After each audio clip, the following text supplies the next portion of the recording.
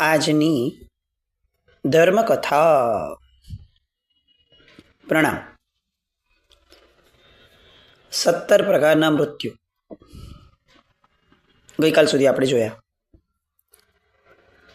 આ સમજવાનું, લેવાનું કારણ શું? આપણું નોલેજ વધારવું છે, લોકોમાં કહી શકીએ અથવા લોકોને કહી શકીએ કે જો આ પ્રકારના મૃત્યુ હોય, મને ખબર છે, મને આવડે છે, એવું કંઈ? પોતાની જાતને જ આમ થોડું મોટા માનવું છે, વિદ્વાન માનવું છે કે જો આપણને પ્રકારો આવડી ગયા, અને કોઈ ક્યાંય પણ એમ બોલે કે જો આવું થયું એટલે આપણે તરત એને કહી દઈએ કે જો આ પ્રકારનું મૃત્યુ હશે, હું ભણી છું, મને ખબર છે, હું ભણ્યો છું, મને ખબર છે. આવું ના. તો કારણ શું? આશય શું? મૂળભૂત આશય લેનારાનું આ છે, અને હું એવું માનું છું કે સાંભળનારા પણ આ હોશે જ અને હોવો જ જોઈએ કે આપણે જગતની અંદરમાં જેટલું પણ જ્ઞાન મેળવીએ છીએ એ ફક્ત ને ફક્ત પોતાની જાત પર ઉપયોગ કરી શકાય એટલા માટે જ લઈએ છીએ. જગત માટે જ્ઞાન હોય એ જ્ઞાન કહી જ ન શકાય એ માહિતી છે. ભગવાન 12.5 વર્ષની ઘોર સાધના છે ને એ કરવા બેસે છે, એ સમયે પણ એમની આગળ જ્ઞાનનો ખજાનો ઓછો નથી, 3 જ્ઞાનના ધણી છે, અને તેમ છતાંય જગતને જ્ઞાન નથી આપતા. શું કારણ? મૌન લે છે 12.5 વર્ષ સુધી. શું કારણ? કારણ કે ભગવાન આવું સમજે છે કે માર્ગ મારે લોકોને આપવાનો છે. હું એવું જીવન જીવીશ કે જેના દ્વારા આ માર્ગ લોકો સુધી પહોંચશે, એનું ધ્યાન મારે રાખવાનું છે. તો એ માર્ગ શું છે? તો કે માર્ગ આ છે કે સૌથી પહેલાં જ્ઞાનથી પોતાને અજવાળવું અને પછી એનો વિનિયોગ કરવો. પણ હું મને અજવાળું જ નહીં, મારામાં ભલે અંધારું રહ્યું, હું જગતને અજવાળું કરું, આવું વિચારનાર માણસ એ પોતાના અંધારાનો ચેપ લોકોને આપે છે, અજવાળાનું નથી આપતો. તો આપણે આ બધું જ જે સત્સંગ કરીએ છીએ મૃત્યુની બાબતનું, એનું મૂળ કારણ એ છે કે આપણને આપણા પોતાના મૃત્યુને ક્યાંક ને ક્યાંક થોડું અપગ્રેડ કરવું છે. આ ક્ષણે આપણે અગર મૃત્યુની માટે વિચારીએ આપણા, તો આપણે કયા પ્રકારના મૃત્યુમાં જશું એ ચેક કરીએ અને એનાથી બેટર કઈ રીતે થઈ શકીએ એ વિચારીએ, અને એ માટે પ્રયત્ન આજથી કરીએ. પહેલાં ગઈકાલે આપણે છેલ્લા મૃત્યુના પ્રકારો જોયા હતા, જેમાં અણસણને લગતા બધા મૃત્યુના છેલ્લા પ્રકારો. ભક્ત પરિજ્ઞા મૃત્યુ હતું, એની પછી ઇંગીની મૃત્યુ હતું, અને છેલ્લું આવ્યું પાદપોપગમન મૃત્યુ આવેલું. આમાંથી ભક્ત પરિજ્ઞા મૃત્યુ જે છે એ દરેક વ્યક્તિ આજે પણ લઈ શકે. શ્રાવક, શ્રાવિકા, સાધુ ભગવાન, સાધ્વીજી ભગવાન, દરેક વ્યક્તિ. ભક્ત પરિજ્ઞામાં શું હોય તો કે હું આહારનો ત્યાગ કરી લઉં, એ આજે પણ આપણે લઈ શકીએ એમ છે, અને એ લેવાની છૂટ છે. એની પછીનું મૃત્યુ હતું ઇંગીની મૃત્યુ, 16મું. એ મૃત્યુની છૂટ સાધ્વીજી ભગવંતને નથી, અને સાધુ ભગવંતમાં પણ દરેક શ્રમણ ભગવંતને નથી. વિશિષ્ટ સમગયણવાળા અને વિશિષ્ટ જ્ઞાનવાળા હોય એવા જ મહાત્માઓને ઇંગીની મૃત્યુની છૂટ આપે છે. ઇંગીની મૃત્યુ એટલે આપણે જોયું કે પર્ટિક્યુલર ઝોનની બહાર અમે નહીં જઈએ, કોઈ પણ ભોગે હવે એ વાળું મૃત્યુ. એ પ્રેક્ટિકલી સાધ્વીજી ભગવંતોના શીલ વગેરેના બાબતના કારણો આવી શકે તો ત્યાં એમને છૂટ શાસ્ત્રકાર ભગવંતોએ નથી આપી. સામાન્ય સાધુ ભગવંતો કે જેમને હજી મન ઉપર એટલું નિયંત્રણ નથી મેળવ્યું, એમને પણ શાસ્ત્રકાર ભગવંતોએ છૂટ નથી આપી. છેલ્લું મૃત્યુ આપણે જોયું પાદપોપગમન મૃત્યુ. એમની માટે એવું કહેવાય કે દરેક તીર્થંકર ભગવંતો આ અનશન દ્વારા મૃત્યુ પામે છે.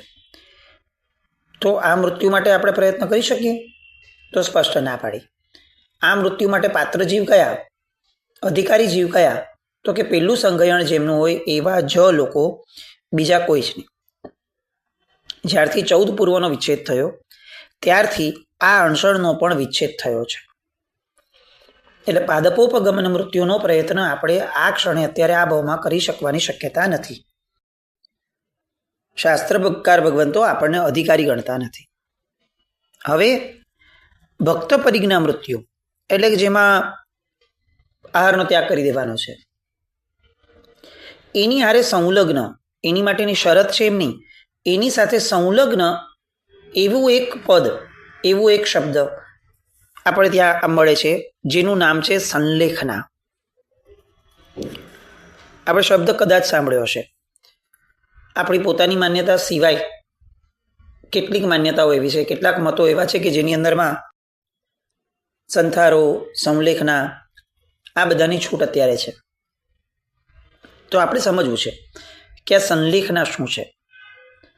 સંલેખના એટલે શું કે લાકડું હોય એ લાકડાને જેમ છોલવામાં આવે એને સંલેખના કહેવાય લાકડાની. તો આપણી માટે અત્યારે સંલેખના કોને કહેવાય? તો કે શરીરને લાકડાની જેમ છોલવામાં આવે તપ દ્વારા, એનું નામ સંલેખના. આ સંલેખના માટેનો બીજો કોઈ આયામ મૂક્યો છે? તો કે મૂક્યો છે. સંલેખના જે છે એ 12 વર્ષ માટે કરવાની, જેને અણસણ લેવું હોય એને એની પહેલા. ફરી એકવાર, કોઈ વ્યક્તિએ અણસણ સ્વીકારવું છે તો એ કોઈ પણ માણસ અણસણ સ્વીકારી શકશે? તો કે નહીં. એની માટેની શરત છે કે તમે 12 વર્ષથી સંલેખના સ્વીકારી હોય તો જ તમે અણસણ સ્વીકારી શકશો, નહીં તો આ અણસણ એ તમારી માટે કદાચ હિત કરતાં વધારે અહિતનું કારણ બની શકે. તો આ 12 વર્ષ સુધી સંલેખનામાં કરવાનું શું? તો 4 વર્ષ સુધી ઉપવાસ, અઠ્ઠમ વગેરે અલગ અલગ પ્રકારના તપ કરવાના. પહેલા 4 વર્ષમાં એ પારણામાં વિગઈ વગેરે વાપરે અને વ્યવસ્થિત પારણા પણ કરે. પછીના 4 વર્ષ, એ 4 વર્ષ થઈ ગયા, તો એના પછીના 4 વર્ષ એટલે કે 5મા વર્ષથી 8મા વર્ષ સુધી એમણે 1, 2, 3, 4, 5 એવી રીતના ઉપવાસ કરવાના. પારણું વગેરે આવે ત્યારે વિગઈનો ત્યાગ કરવાનો, નીવી અથવા આંબિલ કરવાનો. તમે ગ્રેજ્યુઅલ પ્રોસેસ જુઓ, તમને શાસ્ત્રકાર ભગવંતના ઓવારણા લેવાનું મન થાય કે એમણે ક્યાંય દમનનો પણ માર્ગ નથી મૂક્યો અને પોષણનો માર્ગ પણ નથી મૂક્યો. બહુ જ પ્રેક્ટિકલ આપણી બાયોલોજીકલ નીડને પણ ધ્યાનમાં રાખી અને શાસ્ત્રકાર ભગવંતોએ સંલેખનાનો આખો માર્ગ મૂક્યો છે. આપણો પ્રોબ્લેમ એ છે કે આપણને સ્ટેપ બાય સ્ટેપ જવું જ નથી, સ્ટેપ બાય સ્ટેપ ભણવું જ નથી અને જેમ તેમ લવારા કરીને કોઈ પણ વસ્તુ માટે યા તો કમેન્ટ આપી દેવી છે અને યા તો કોઈ પણ વસ્તુનું સેવન કરી લેવું છે. અણસણ પણ સ્વીકારવું છે તમારે છેલ્લી ઘડીએ, તો પણ તમારું પ્લાનિંગ 12 વર્ષ પહેલાંનું જોઈશે, નહીં તો તમને છૂટ નથી. કેમ નથી? કારણ કે આ અણસણના ધર્મ દ્વારા પણ અંતે તમારું મન વિચલિત થવાની શક્યતા છે, તમારું ભવાંતર બગડવાની શક્યતા છે, તો તમને અણસણની છૂટ નથી. સૌથી પહેલાં તમે તમારા મનને એનાથી હેબિચ્યુઅલ કરો, અને હેબિચ્યુઅલ પણ તરત ને તરત નહીં જ થાય, એ ગ્રેજ્યુઅલી જ થશે. શરૂઆતના 4 વર્ષ સુધી વિગઈ વાપરીને તપ કરો, પણ પછી એ 4 જ વર્ષ હોય. પછી હું જિંદગી આખી એમ વિચારું કે હું બાળ જીવ છું તો ચાલો ને હું આમ જ કરી રાખું, એ ન ચાલે. બાંધછોડ ન ચાલે કારણ વગરની. તો પહેલાં 4 વર્ષ સુધી આંબેલ, અઠ્ઠમ વગેરે, ઉપવાસ વગેરે, અઠ્ઠમ વગેરે વિગઈના પારણા સાથે. પછીના 4 વર્ષ સુધી 1, 2, 3, 4, 5 ઉપવાસ, એ વિગઈના ત્યાગપૂર્વક, નિવી અથવા આંબેલ કરવાપૂર્વક. પછીના 2 વર્ષ એટલે સંલેખનાના 12 વર્ષમાંથી 9મું અને 10મું વર્ષ એકાંતરે આંબિલ અને ઉપવાસ કરે. આંબિલ અને ઉપવાસ, આંબિલ અને ઉપવાસ. પછીના 6 મહિના સુધી ઉપવાસ અથવા છઠ્ઠ જ કરે, એનાથી વધારે પણ તપ ન કરે, એનાથી ઓછું પણ તપ ન કરે, પારણે આંબિલ કરે અને આંબિલની અંદરમાં એ ઉણોદરી તપ કરે. એના પછીથી છેલ્લે 3, 4, 5 ઉપવાસ એવી રીતે કરે. અને આંબિલ 6 મહિના સુધીનું આ છે. આંબિલ કયા કરે? તો કે પેટ ભરીને આંબિલ કરે. હવે 12 વર્ષમાંથી 1 જ વર્ષ બાકી રહ્યું, એ 1 વર્ષ એ ફક્ત આંબિલ કરે અને એમાં ઉણોદરીને વધારતો જાય. પછી આવી રીતે થાય એટલે હવે એને પૂર્ણપણે અણસણની છૂટ મળે. તમે આ પ્રોસેસ જુઓ, ઊંધેથી જુઓ. છેલ્લે કમ્પ્લીટ આહાર પાણીનો ત્યાગ કરવો છે તો એમણે પ્રેક્ટિસ માટે એમ ના કીધું કે ચાલો હવે છેલ્લે આગળથી શરૂ કરો. ના, એમણે આગળનું આખું 1 વર્ષ આંબિલનો તપ કરવા કીધું અને ઉણોદરીપૂર્વકનું આંબિલ કરવા કીધું. ધીરે ધીરે શરીર ટેવાતું ગયું કે એક તો એને વિગઈ ન મળી એટલે એના રસકસ ગયા, હાડકા, માંસ, આ બધું ધીરે ધીરે ધીરે ઓલરેડી આ 12 વર્ષથી પ્રોસેસ ચાલતો હતો એટલે એનો કસ ધીરે ધીરે ઓસરતો ગયો. એટલે હવે જ્યારે અણસણ જીવ સ્વીકારે એ સમયે એ જીવને બહુ કષ્ટ ન થાય, કારણ કે ઓલરેડી એના અસ્થિ, મજ્જા, આ તે બધા વીર્ય, આ બધું જ બહુ જ સુકાયેલી હાલતમાં છે. એટલે હવે એને બહુ વેદના ન થાય. તમે આ પ્લાનિંગની કલ્પના કરી શકો? આ બધા એન્ટરપ્રિન્યોર્સ લોકો, આ બધા મોટા મોટા ગજાના કોર્પોરેટના માણસો, આ બધા ફિક્કા સાબિત થાય એટલું સુંદર પ્લાનિંગ શાસ્ત્રકાર ભગવંતોએ એક સામાન્ય વ્યક્તિએ અણસણ નામનું તપ કરવું હોય તો એની માટે મૂક્યું છે. આ શાસનની અંદરમાં એક પણ આરાધનાને સામાન્ય નથી ગણી. એની માટે શાસ્ત્રકાર ભગવંતોએ, પૂર્વાચાર્યોએ, તીર્થંકર પરમાત્માઓએ, ગણધર ભગવંતોએ કેટલું બધું સાયકોલોજીકલી પણ, બાયોલોજીકલી પણ વિચારી અને ત્યારબાદ એને એસ્ટાબ્લિશ કર્યું છે. સીધે સીધું અણસર નહીં, છેલ્લા 1 વર્ષની અંદરમાં ઓછું વાપરવાનું, વિગય વગરનું વાપરવાનું અને ઉણોદરીપૂર્વકનું વાપરવાનું, પછી આ કરવાનું. એની પહેલાના 6 મહિનામાં શું કરવાનું? તો કે એની પહેલાના 6 મહિનાની અંદરમાં છઠના પારણે છઠ કરવાનો, 3, 4, 5 ઉપવાસ કરવાના, પેટ ભરીને આંબેલ કરવાનું. કેમ? તો કે અત્યારે પેટ ભરીને આંબેલ કરશો તો હવે આ છેલ્લું પેટ ભરવાનું છે, એની પછી બધું ઉણોદરીમાં આવવાનું છે. તો તમારો છેલ્લો શરીરનો કસકસ જે છે એ અણસણ માટે પણ તૈયાર થોડો મળી શકે એટલા પૂરતો તો રહે. એની પહેલાના 6 મહિના છઠના પારણે છઠ અથવા ઉપવાસ કરે, પારણે ઉણોદરીનું આંબેલ કરે, એકાંતરે આંબેલ એની પહેલા 1, 2, 3, 4, 5 આંબેલ અને 4 વર્ષ સુધીના અઠ્ઠમ વગેરે અલગ અલગ તપ, જેમાં પારણે વિગય વાપરવાની. મૂળ આખું સમજાવવાનું કારણ આ છે કે જે રીતે અણસણ માટે શરીરને જીવે તૈયાર કરવાનું છે, આ રીતે કે જેમાં એનું પોષણ પણ છે, એનું દમન પણ છે, એવી રીતે મૃત્યુ પહેલાં આપણે આપણા મનને પણ તૈયાર કરવાનું છે. એમણે એક અણસણ માટે 12 વર્ષ કાઢ્યા સંલેખનાના. આપણે આજથી જ, કારણ કે આપણને ખબર નથી કે આપણે આગળ અત્યારે વર્ષ કેટલા છે, 12 પણ હોઈ શકે અને 42 પણ હોઈ શકે, પણ આજથી જ મનને એક પ્લાનિંગ સાથે, જેમ આ શરીરની સંલેખના છે એ મનની સંલેખના એ આપણે કેમ શરૂ ન કરી શકીએ? આપણે યુગ બાહુના દ્રષ્ટાંત પર હવે તરત જશું, જેમાં આપણે સમજશું કે એ યુગ બાહુને હવે નિર્યામણા નામના શબ્દ દ્વારા, નિર્યામણાના આધાર પર મદન રેખાજી ક્યાંથી ક્યાં ઉચકીને મૂકી દે છે, મનના પરિણતિના આધાર ઉપર ક્યાંથી ક્યાં લાવીને મૂકી દે છે. તો જો આ શક્ય બની શકે છે, એક સમજણપૂર્વકની વ્યક્તિ બીજા વ્યક્તિની સમજણનો આટલો બધો ઉઘાડ અને પરિવર્તન કરી શકે છે, તો એનો અર્થ એ થયો કે આપણે જો પોતાની જાત સાથે જ કંઈ કરવાનું હોય તો આપણે તો નિશ્ચિતપણે કરી શકીએ છીએ. આપણે વચ્ચે વાત કરી હતી કે આપણે એક મરણનો વ્હીલ બનાવવો જોઈએ, કે જેની અંદરમાં આપણે એવું કીધું હોય કે ભાઈ જો મને આ લેવલ સુધી તમે હોસ્પિટલાઇઝ કરો ને ત્યાં સુધી વાંધો નથી, પણ એના પછીના લેવલ પર તમે હોસ્પિટલાઇઝ ન કરતા મને ઘરે લાવો, મને મહાત્માઓ મળી શકે, સારા આલંબનોના હું દર્શન કરી શકું, મારી આજુબાજુમાં સારા વ્યક્તિઓ હોય, મારા જીવનમાં જેમણે ઉપકાર કર્યો છે એમની હાજરીમાં મને મરવાનું થતું હોય, આવું કંઈ પણ દેવ, ગુરુ, ધર્મ ત્રણેય મારી આસપાસ હોય, આવું બાહ્ય સર્કમસ્ટાન્સીસનું ઓલું જે છે અનુકૂળતા એ તમે મને કરીને આપજો.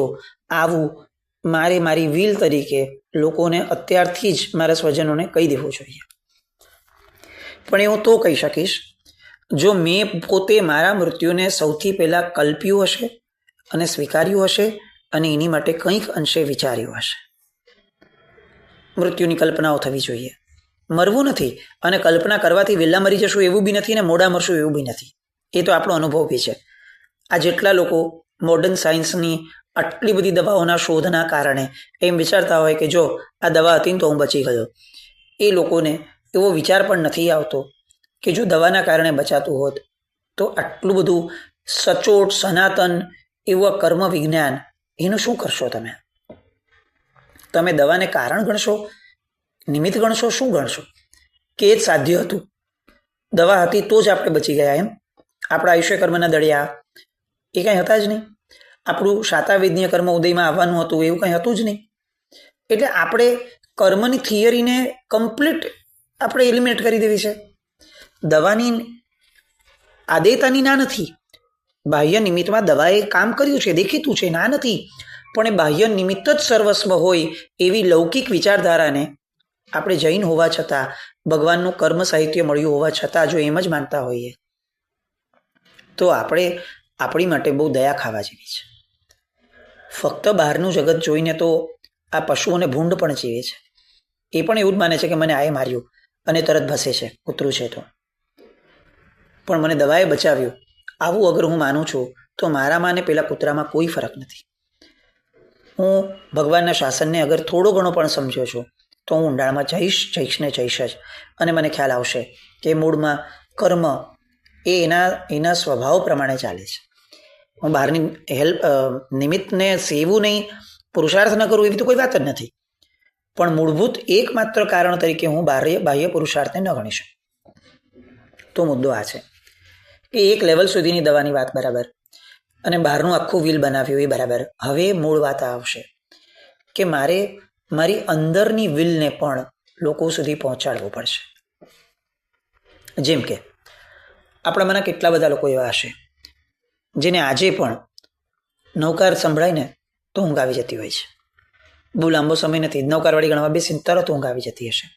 આપણામાંના ઘણા એવા છે કે જેને આજે પણ કોઈક જરાક ઊંચી વાત કરતું હોય ને તો તરત ઊંઘ આવી જાય છે. એવું નથી કે ઊંઘ આવે છે, આપણે સૂતા નથી, શરીર થાક્યું છે, એવું નથી. બધું જ બરાબર હોય ને તો ઊંઘ આવી જાય છે. જરાક સારું વાંચન કર્યું હોય ને તરત ઊંઘ આવી જાય છે. તો આપણે આપણી કલ્પના કરી શકીએ કે જે મૃત્યુ સમયે નિર્યામણની આખી પ્રોસેસ આપણે અત્યારે પ્લાન કરી રહ્યા છે યુગબાહુ અને મદન રેખાજીના આધારે, એ પ્રોસેસમાં અગર મને કોઈ નવકાર સંભળાવશે એ સમયે સતત, તો ખરેખર મારું મન નવકાર તરફ વળશે. મારે એનો ડેમો લેવો જોઈએ કે મૃત્યુની વેદનાનું સેમ્પલ હું અત્યારે સામાન્ય મારા દુખાવાથી લઉં કે મને માથું દુખ્યું. મૃત્યુની વેદના એના કરતાં ઘણી ભયંકર હશે, પણ હું અત્યારે એક ડેમો લઉં છું, સેમ્પલ લઉં છું કે મને માથું દુખે છે. તો હું પ્રયત્ન કરાવડાવું કોઈક પાસે કે માથાનો દુખાવો એ તું અત્યારે મારી બાજુમાં ઉભા રહીને નવકાર બોલતો, મારો દુખાવો શાંત થાય છે, મને મારું મન થોડું ડાયવર્ટ થાય છે, એમાં નથી થતું. ઓકે, તો હવે હું બીજી ટ્રાય કરાવડાવું કે મને શું ગમે છે, તું એવું બોલ ને, તું જરા એ સમયે મારું મન ડાયવર્ટ થાય એવી વાત કર ને. અને આવા પ્રયત્નો, ટ્રાયલ એન્ડ એરર એ કરવા જોઈએ. પછી એનું ધીરે ધીરે ઇન્ટેન્સિટી વધારવી જોઈએ. આજે માથાના દુખાવાની વાત છે, આવતીકાલે કદાચ મને કંઈક લાગીને લોહી નીકળે અને જ્યારે મને વેદના થતી હોય ત્યારે હું પ્લાનિંગ કરાવડાવું કે ભાઈ જરા બાજુવાળા વ્યક્તિને કહી દઉં, ઘરના વ્યક્તિને કે જરા મારું આવું થાય ને ત્યારે આવું બોલજો. અને આના દ્વારા હું નોંધ રાખું કે હું મારી વેદના સમયે ઇન્ટેન્સિટી મેં વેરાય, પણ મારી વેદના સમયે આવી વાત એ મને થોડું સ્થિર કરે છે. થોડુંક, હું 100% ક્યોર તો ક્યારેય નથી થવાનો, પણ એટલીસ્ટ ટુ સમ એક્સટેન્ટ હું સ્થિર થાઉં છું, મારું મન ચોંટે છે. તો હું એ મારા આજુબાજુના લોકોને કહીશ કે જો મારા મૃત્યુ સમય છે ને આ ગીત ગાજો, આ મને બહુ ગમે છે, આનાથી મારું મન તરત સ્થિર થઈ જાય છે. પાછું ગમે છે એનો અર્થ એવો બી નથી કે મારા કાનને સાંભળવું ગમે છે, મારું મન સ્થિર થાય છે કે નહીં એના આધાર ઉપર ગમો નક્કી કરવાનું. મ્યુઝિક બહુ સારું છે, આમ મેલોડિયસ છે, એ બધી વાતો ન હોય, એ મૃત્યુ સમયે એની કોઈ કિંમત નથી. તો હું બહુ સિન્સિયરલી મને મારા મૃત્યુ માટે પ્લાન કરું. શું થશે તો કે મારી આજુબાજુવાળાને કદાચ હું મૂર્ખ લાગીશ કે શું છે ભાઈ, મરતા વખતે કોઈ કંઈ આવું તારું ધાર્યું નથી થવાનું, આવું કહેશે મને લોકો. પણ એટલીસ્ટ કુદરત મારી સમાધિ મૃત્યુની ઈચ્છા માટે મેં બહુ પુરુષાર્થ કર્યો છે એવું કન્સિડર તો કરશે. એવું બની શકે કે હું આકસ્મિક રીતે મૃત્યુ પામું અને કદાચ આમાંનું કંઈ પણ મને ન મળી શકે, બની શકે, પણ મેં પુરુષાર્થ કરેલો છે ને એડે ક્યારેય નહીં જાય, એ પણ નક્કી વાત છે. અને જેણે જિંદગીમાં જીવતે જીવત સમાધિ માટે પ્રયત્ન કર્યો છે, પ્રભુ એને મરણ સમયે સમાધિ ન આપે એવું તો બહુ ઓછું છે. તમે વિચારો, ચંડ કૌશિકે 3 ભવ પહેલા સાધુપણું પાડી અને સમાધિપૂર્વકનું જીવન જીવ્યું હતું. એનું મૃત્યુ તો પાછું અસમાધિમાં થયેલું, પણ તેમ છતાં 3 ભવ પહેલા એણે સમાધિપૂર્વકનું જીવન જીવ્યું હતું. તો એ સમાધિના પુરુષાર્થનું ફળ મળ્યું કે એને સાપના ભવની અંદરમાં સમાધિ આપવા ભગવાન ઊભા રહ્યા, આવ્યા નહીં, બોલ્યા નહીં, 15 દિવસ ઊભા રહ્યા. તો જે ધર્મ મહાસત્તા એ કોકના 3 ભવ પહેલાના પુરુષાર્થને પણ આટલું કન્સિડર કરે છે, એ મારા આ ભવના પુરુષાર્થને કેમ કન્સિડર નહીં કરે? ધ ઓનલી થિંગ ઇઝ કે મારો પુરુષાર્થ પ્રામાણિક હોવો જોઈએ, મારો પુરુષાર્થ સાતત્યવાળો હોવો જોઈએ, મારો પુરુષાર્થ એક સિરિયસનેસ સાથે હોવો જોઈએ, મારો પુરુષાર્થ એક ઇન્ટેન્સિટી સાથેનો હોવો જોઈએ. અને આવો કંઈક પુરુષાર્થ હું મારા જીવનની સૌથી અમૂલ્ય પળ માટે ન કરું તો હું શેની માટે કરીશ? આખી જિંદગી વ્યવહાર સાચવ્યા, આખી જિંદગી લોકો ઠરીઠામ થાય, મારી દીકરીને સારામાં સારું ઘર મળે એની માટે વર્ષો બગાડ્યા, સમાજમાં અમારું સારું દેખાય, કોઈક સારું ઘર મળે એની માટે વર્ષો સુધી સારા દેખાડવાનો ઢોંગ કર્યો, દંભ કર્યો. બહાર કોઈ પણ આપણી ઈચ્છાઓને એવી રીતે ન મૂકી કે જેના કારણે લોકોમાં અપ્રિય બનીએ. આટલો બધો પુરુષાર્થ કર્યો, મેળવ્યું શું? એવું ભાગ્ય કે જે ભાગ્ય એકચ્યુઅલી આપણા હાથમાં નહોતું, અનસર્ટેન હતું. તો જે મારા હાથમાં છે, મૃત્યુ સમયે બાહ્ય પરિસ્થિતિ મારા હાથમાં કદાચ ન હોય, બની શકે મારું મન મારા હાથમાં છે. એવું બની શકે કે બહુ જ કાચી ક્ષણમાં હું મારા મનને એ સમયે વાળી શકું, જો મેં અત્યારથી એને વાળવાની દિશા પકડી હશે તો. મૃત્યુની ગંભીરતાને લેવી છે. એના કરતાં વધારે સમાહી મરણમ ચ બોહી લાભો, આ જે શબ્દ છે ને, ભણધર ભગવંતોના રચેલા સૂત્રોના આ શબ્દોને ગંભીરતાથી લઈએ કે બોધિ લાભને અને સમાધિ મરણને પણ એમને કનેક્ટ કર્યા છે. હું સમાધિ મરણ પ્રાપ્ત કરીશ તો બોધિનો લાભ મને એકચ્યુઅલી બહુ ફાસ્ટ થઈ શકશે. તો સમાધિ મરણ is utmost important thing. Any value હું સમજુ. અને સમાધિ મરણ માટે સમાધિ જીવન એ પણ એટલું જ આવશ્યક છે. જેનું જીવન સમાધિવાળું નથી, એનું મરણ અચાનકથી સમાધિવાળું થાય, એની માટે એને એક્સેપ્શનલ કેસની પોતાના માટેની જોગવાઈ કરવી પડે. અધરવાઇઝ રૂટીન કેસમાં ન થાય. કેટલા બધા જીવો આપણે જોયા છે જેને મરણ સમયે કોઈ નિર્યામણા કરાવવા જાય ને એની વાતોમાં કોઈ રસ નથી હોતો. તમે કહો તું દેહથી ભિન્ન છે, ઓલાને કોઈ રસ જ નથી, એને અમથું વેદના છે. એને જિંદગી આખીમાં પોતાના દેહની કલ્પના નથી કરી, દેહની સાથે તાદાત્મ્ય નથી કર્યું, અત્યારે આત્મા સાથે ક્યાંથી કરશે? તો હું અત્યારથી મારા મનને વાળું, અત્યારથી હું આજુબાજુના લોકોને કહું કે જુઓ મને આવું કંઈક ગમે છે, એવું ડિરાઈવ કરું હું મારી માટે, મારું મન સ્થિર થાય છે વેદના હોવા છતાં, આવો પ્રયત્ન પ્રેક્ટિસ પાડું. આ ખરા અર્થમાં મારી લાઈફનું, મારા ભવાંતરનું પ્લાનિંગ છે. ફક્ત પૂજા, ફક્ત ઉપધ્યાન, ફક્ત નવાણું, એ બહારથી શરીરથી થઈ, મારું મન છેલ્લી ઘડીએ સમાધિ આપશે મને આ ક્રિયાઓ? તો ના, મને આ બધાની સાથે સાથે મનની સ્થિરતા પણ જરૂરી છે. એ વાતને સ્વીકારી અને એ દિશામાં આગળ વધવા માટેનો પ્રયત્ન આપણે આદરીએ. એ વિશ્વ મંગલ કામના. જેના કારણે કંઈ પણ બોલે તો મિચ્છામિ દુક્કડમ જૈનમ જયતિ શાસન.